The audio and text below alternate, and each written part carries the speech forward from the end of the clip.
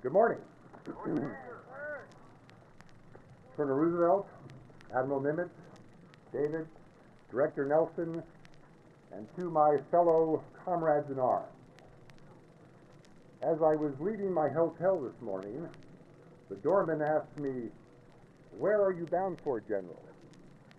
And when I replied, "Fort Macarthur," he remarked, "It's a beautiful place. Have you ever been there before?"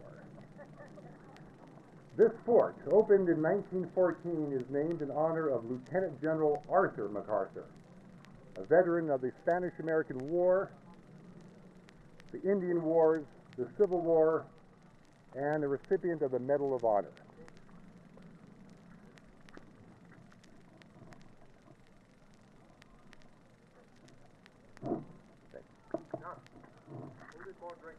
Thank you. My father had always wanted to be a soldier, and so in the second year of the Civil War, he sought a presidential appointment to West Point. His father, a federal judge, esteemed by Abraham Lincoln, arranged an interview between the boy and the president. But the president explained that all the vacancies had been filled for that year, but there was a definite promise of an appointment the following year.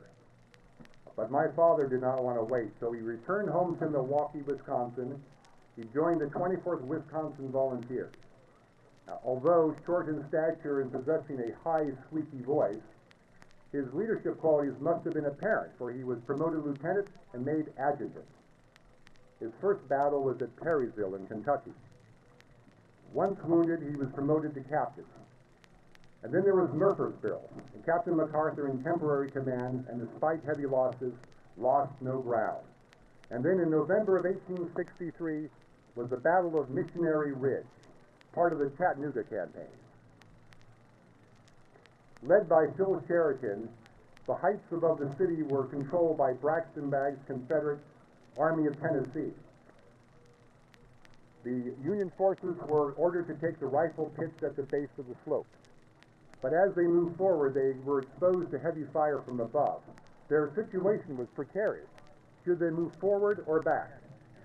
But no one seems to know what orders may have been given, although I have a pretty good idea who did.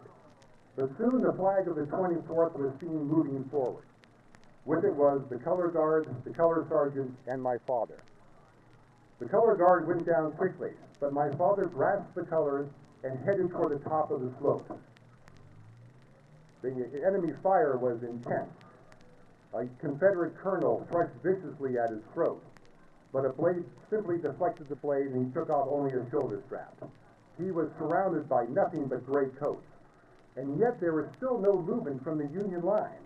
And so above the roar of battle, my father held high the flag, and at the top of his voice yelled, "On Wisconsin!"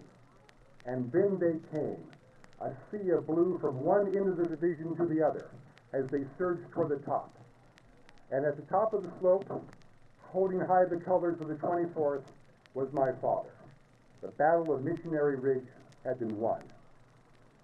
My father fell to the ground. He was a pitiful sight, covered in mud, blood, hatless, his uniform in tatters, his smoke-blackened face. He was barely recognizable. And as General Sheridan came across him, he just stared at him. He uttered not a word. And then perhaps his deep voice broke a little, and he took my father into his arms and said, "Take care of this boy. He's just won the Medal of Honor." And by the end of the Civil War, at the age of 19, my father, again twice wounded, held the rank of colonel, the youngest colonel at 19 in the Union Army. Well, after the war, he studied law for a year, but the call of the West was too great. And so in 1866, he joined the regular army with the rank of captain. Well, these were the lean years of the Army, and it was a rank he would hold for the next 23 years. It was in occupation duties in New Orleans that Arthur Macarthur lost his first and only battle when he met my mother, a tall, beautiful, vivacious Southern belle from Norfolk, Virginia. Her four brothers, my uncles, all fought for the Confederacy. But when they were married in 1875, her two surviving brothers refused to attend the wedding. My first memories were of Fort Selden, New Mexico territory, where my father was serving as a company commander. These were the adobe forts of the Old West, lit by kerosene lamps. My brothers and I learned to ride ponies and shoot rifles before we could read or write. In some of these remote outposts, most men spent their evenings playing poker or drinking, but my father read. He read everything he could on history, politics, political theory, economics. And as early as 1885, he wrote a scholarly monograph suggesting that America's future lay not with Europe, but to the west with Asia.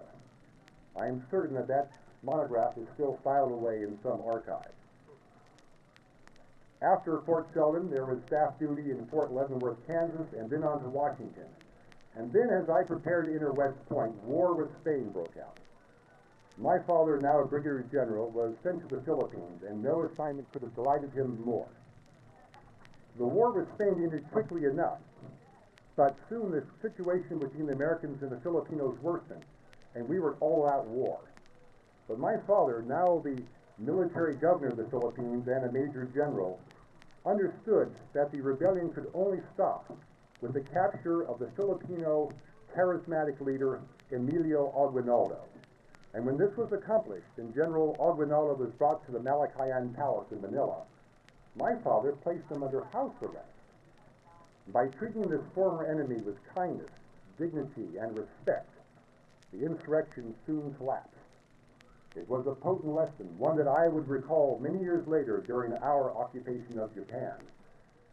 While some nations subjugated by the cross and others by the sword, America's way of colonization was through the agency of education. My father went on to serve as an observer to the Japanese-Russian War in Manchuria in 1905, where he engaged in a 22,000-mile trip throughout all of Asia, where his earlier views about Asia and America's future coalesced. Later, he served as the American attaché at the U.S. Embassy in Tokyo. And when he retired in 1909 by special act of Congress, he was promoted to Lieutenant General, at that time the highest rank allowed by law. 3 years later, in September of 1912, the 24th Wisconsin met for their final 50th reunion. It was the hottest day of the season, and though my father was ill, he insisted upon attending. There were but 90 of them left, and those men spent the day singing those evocative songs of the Civil War, swapping war stories. And after dinner, as my father rose to speak, he was stricken with a fatal heart attack. Those 90 old men wrapped my father's body in the colors of the 24th as they recited the Lord's Prayer. My whole world changed that night. Never have I been able to heal that wound in my heart. So, how appropriate then that this fort located here should be named in his honor. When he commanded the Oak California Department, it was his strategic vision that the city of Los Angeles, at that time numbering perhaps only 100,000 inhabitants, should be commercially developed and militarily protected. And so upon his death, by order of the Secretary of War, this fort was named in his honor. And I am certain that if he were alive today, he would be justly proud of these magnificent ramparts which bear his name. And so, my fellow comrades in arms, happy landing, and God be with you.